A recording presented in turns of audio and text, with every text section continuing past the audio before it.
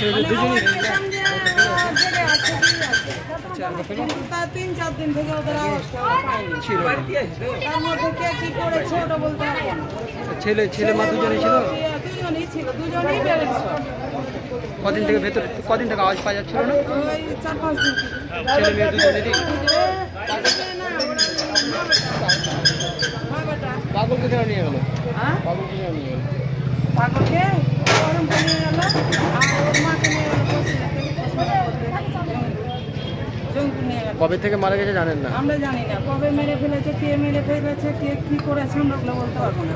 মায়ের বেটাতেই থাকতো, মানে নিজের মা বেটা, বাড়িতে কেউ নেই? না বাড়িতে আর কেউ নেই। ওর দুটাই ব্যালেন্স শট, মায়েরও ব্যালেন্স শট, ছেলেরও ব্যালেন্স শট।